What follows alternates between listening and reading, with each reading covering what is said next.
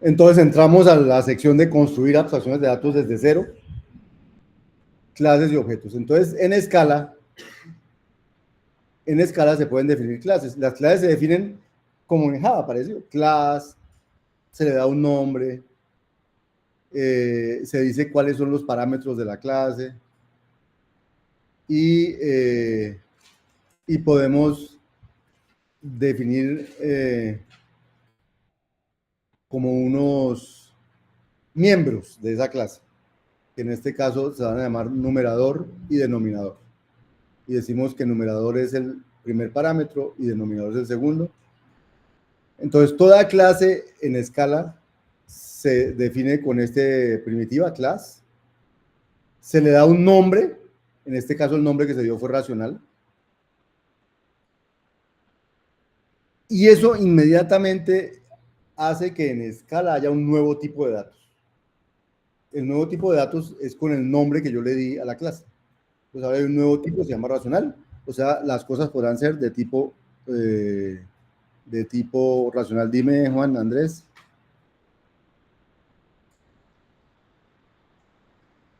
¿Cuál es la diferencia entre parámetro y atributo? Entonces, los parámetros son para poder crear un objeto de la clase, necesito darle los parámetros. Y lo que él crea es una estructura de datos que internamente puede tener atributos, puede tener métodos y esas cosas. O sea, los atributos y los métodos son elementos de los objetos. Los parámetros son argumentos que necesito obligatoriamente para crear los objetos. Es como si las clases estuvieran parametrizadas en algo. ¿Sí? No solamente la clase se llama tal y mi atributo es tal, sino la clase se llama tal, pero recibe dos cosas para poder inicializar sus atributos y sus cosas. O sea, X y Y no son atributos, son parámetros de la clase. ¿Listo, Juan Andrés? Bien. Pero esta definición también inmediatamente define una nueva expresión en escala para construir racionales, que esa también se llama racional y sirve para crear elementos de ese tipo. Ahorita vamos a ver cómo. Entonces va a haber dos cosas en escala que se llaman igual. Racional es un tipo, pero racional también es una expresión para crear objetos de ese tipo. Entonces, ¿cómo hace para no confundirse? Que cuando lo uso como uno o como otro. Resulta que los tipos se almacenan en un sitio en escala y los valores en otra parte. Entonces, a pesar de que tengan el mismo nombre, como están en un sitio diferente, una cosa es tener el racional en los tipos y otra cosa es tener racional en los valores. Entonces, así es que él no necesita distinguirlos, poner nombres diferentes ni nada de esas cosas. Por ello no hay conflicto entre las dos definiciones con el mismo nombre. Ahorita va a poner a funcionar eso, un segundo. ¿Qué más hay aquí?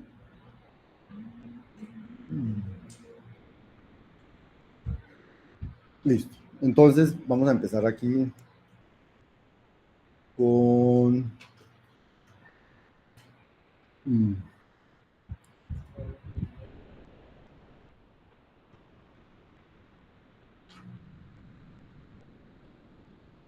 Entonces voy a definir la clase,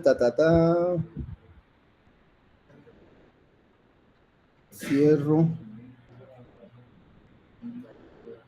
Entonces, ya acabo de definir esa clase. Por definir esa clase, ahora yo ya puedo crear elementos de esa clase. ¿Con qué la creo? Con el constructor que se llama racional, igual que la clase. Yo digo racional de 3,5. No, perdón. Para crear un elemento de la clase, hay que decirle voy a crear un elemento de la clase. Entonces hay que hacer new. Racional de 3,5. Racional solito no hace nada, dice que es un error. Entonces él dice, acabo de crear un elemento, aquí puso una cosa como haga de cuenta algo encriptado.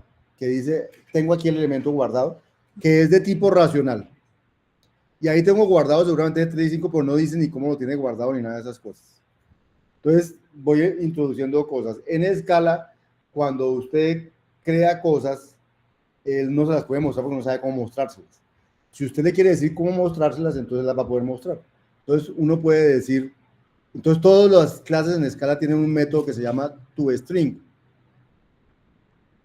que si usted no lo define, entonces él muestra una cosa codificada ahí. Entonces, si usted lo redefine, entonces él le muestra lo que usted quiera mostrar. Entonces, por ejemplo, ¿qué quisiera uno mostrar de un racional? Quisiera mostrar el numerador y el denominador, tal vez. Entonces, vamos a decir que un racional se escribe así. Entonces voy a volver a cambiar voy a añadirle eso a la clase. Este override es algo de los objetos, ¿cierto? De las clases, que si un método ya existe, yo puedo cambiarle su comportamiento. Entonces, el override es la manera de cambiar su comportamiento. El método se llama toString. Cualquier clase en Scala tiene el toString, pero si usted no se lo define, él por defecto pone esa cosa codificada que hay ahí. Si usted se lo define, pues le va a poner lo que usted le ponga. Y aquí le estamos poniendo, esta S significa que haga un string a partir de, y entre comillas pone pesos numer, es para invocar a este nombre de aquí, y pesos de nom para invocar a este nombre de aquí. Luego, como son definiciones, ustedes imaginarán, él ejecutará numer, da X, ejecutará de nom, da Y, y entonces pondrá lo que de X / lo que de Y. Vamos a verlo funcionando. Entonces, acabo de redefinir la clase. Y si ahora hago new racional 3.5, entonces ahora él va a decir, eso también es un racional. Y aquí muestra como yo le dije que lo mostrara.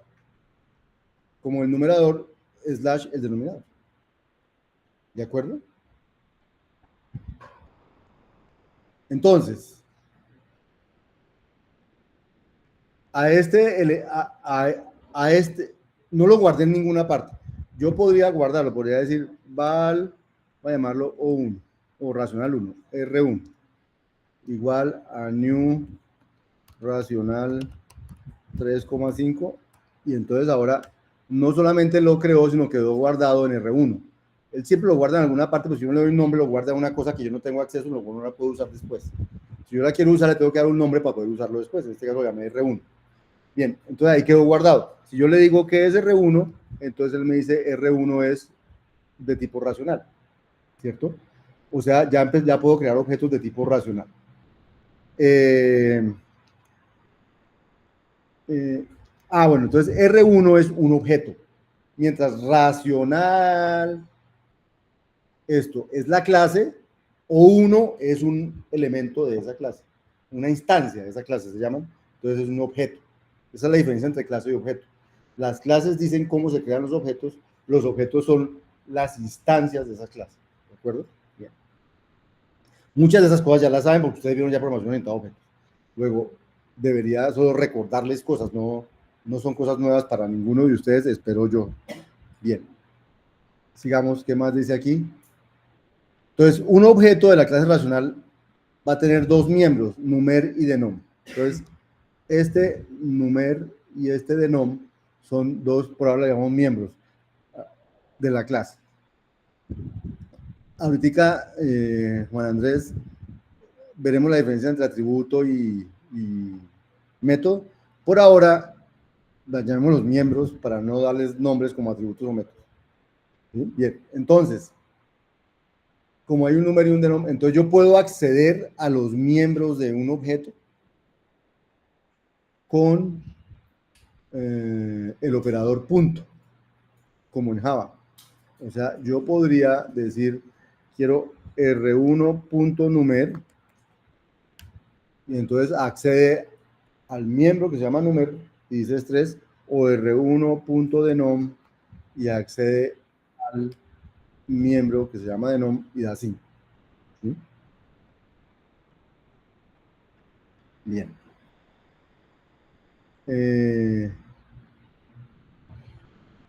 Sintaxis de objetos, pero que ustedes ya manejan sintaxis de objetos.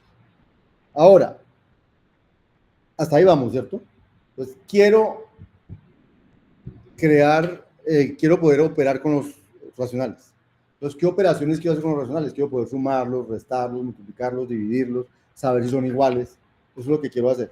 Entonces, me voy a mi mundo de matemáticas y me pregunto cómo se suman racionales, cómo se suman, cómo se multiplican, cómo se sabe si los racionales son iguales. Y entonces me encuentro con que a uno le dicen, cuando usted tiene dos números racionales, numerador sobre denominador 1 más numerador sobre denominador 2, la suma lo que da es, como denominador, la multiplicación de denominadores, y como numerador, 1 por el denominador del otro más el otro por el denominador del 1, ¿cierto? Así nos enseñaron a sumar racionales. Así es que se suman racionales. ¿Cómo se multiplican? Se restan, pues igual que allá arriba solo que hay que poner menos. ¿Cómo se multiplican? Se multiplican los numeradores y se multiplican los denominadores. ¿Cómo se dividen? N1 de 1 sobre N2 de 2 es como multiplicar por el inverso de este, o sea, por D2 sobre N2. O sea, N1 por D2 sobre N2 por D1. ¿Y cómo se sabe si dos racionales son iguales? ¿Cómo se sabe si dos racionales son iguales?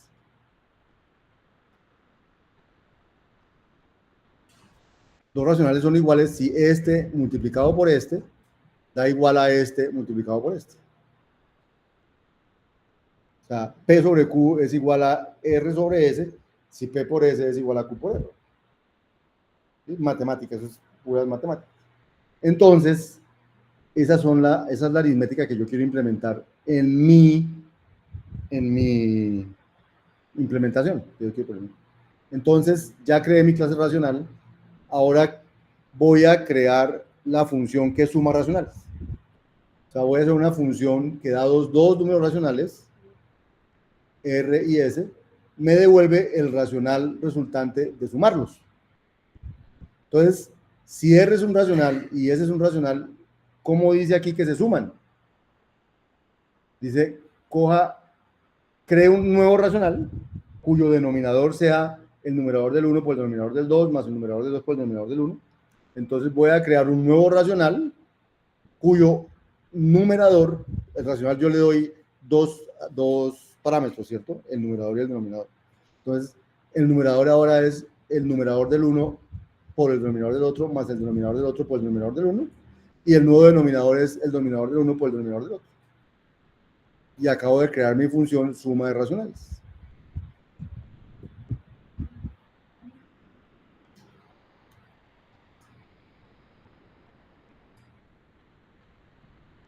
Entonces, ya tenía un racional, ¿cierto? Era R1. Entonces voy a crear otro racional, se llame R2, que es igual a new racional de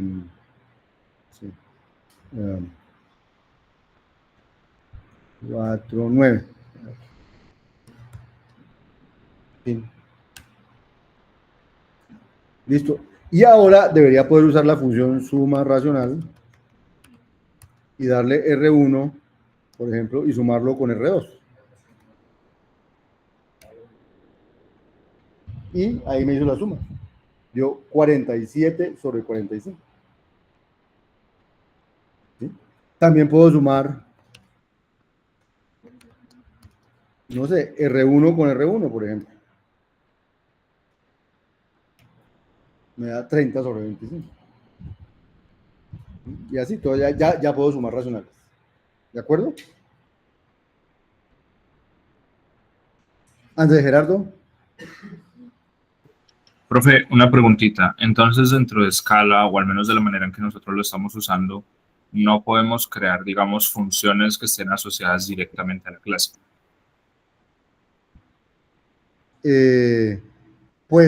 O sea, métodos, me dicen. Sí, básicamente métodos. Sí, no. Entonces, nosotros vamos a hacer programación funcional. Entran datos y salen datos. Los datos son objetos porque en Scala todos son objetos. Y la clase de hoy es decirle los datos en Scala son objetos. ¿Cómo se crean los objetos? Con clases. Pero nuestro trabajo esencialmente en el curso es hacer funciones que reciban cosas y devuelvan cosas. ¿Sí? Ahora, van a darse cuenta con el paso del tiempo que un método no es más que una función también. O sea, los métodos también van a ser funciones, solo que van a estar en encapsulados dentro de un objeto, cosas de ese estilo. Pero van a ser funciones también. El curso más usar objetos es escribir soluciones en estilo funcional, siempre. ¿Sí, Andrés? Sí, me queda súper claro, profe. Muchas gracias. Entonces, ya hice cosas de estas, ¿cierto? Creé racionales, lo sumé y miré lo que daba, etc. Listo.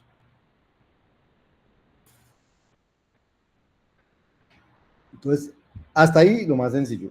Voy a parar ahí